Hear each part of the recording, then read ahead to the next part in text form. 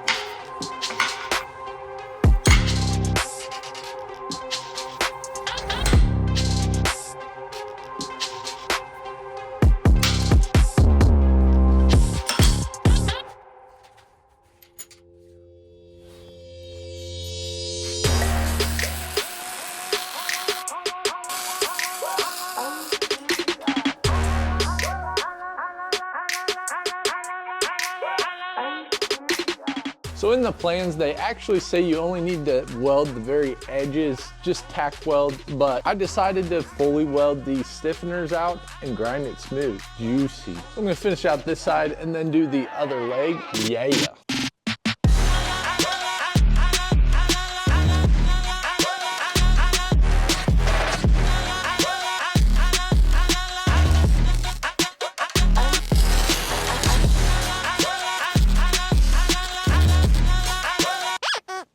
There you go.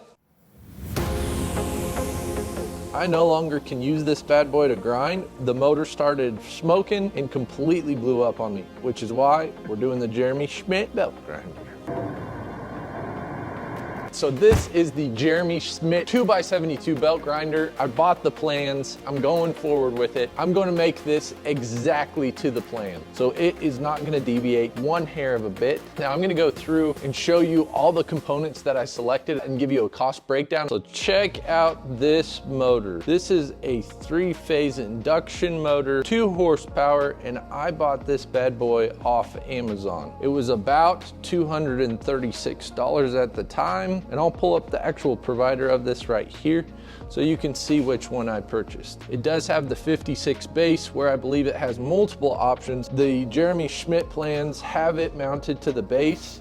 That's the one thing I considered changing, is mounting it on this 56C, but I want to stay true to the plans, so I'm going to be mounting it to the base. Now the VFD I got for this one is the WOS VFD from Amazon. I think it was about $98, and this is going from a 110 voltage source to the 3-phase 220 that my motor that I bought takes. So this should work out. This was quite a bit cheaper than some of the other options, and it is quite exposed and wide open. So in order for this one to work, I'm definitely gonna have to create some kind of enclosure around it to keep all the grind dust from entering all the nooks and crannies and getting over these heating fins. So all of my drive rollers came from Amazon as well. Here's the 5-inch one that fits up to that 5/8 shaft. I did make sure that the motor came with the little shear key. Then it came with two 2-inch, they're all aluminum, and then one 4-inch tracking wheel with a little bit of a crown to it so you can adjust that tracking. I believe all this was about $110 from Amazon.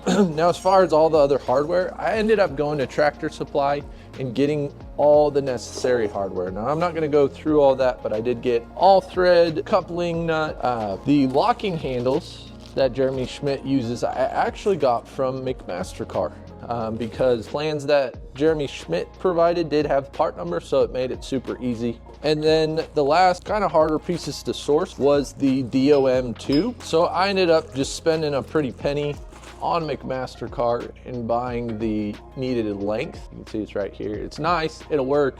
It just costs a little bit. I'll put the price here for what all the McMaster-Carr cost was. So right here, this is the total cost of what I purchased as far as part, VFD, motor, drive roller.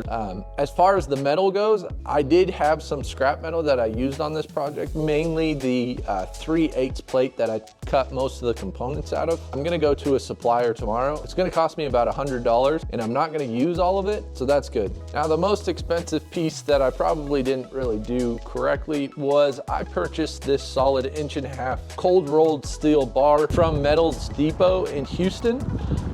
It's pretty rusty. It's not the nicest piece. There's a couple dicks and dings, but this cost me $65. So this was not cheap by any means. I also bought the 1.5 inch 1/4 inch square tubing from them, and this cost me $34. So I definitely wouldn't suggest going to Metal Depot unless you find it in the scrap bin. I did look around in this scrap bin and there was nothing that matched what I needed. Again, I'm trying to stay to the actual plans for Jeremy Schmidt's video. So in total, I'll put the total right here.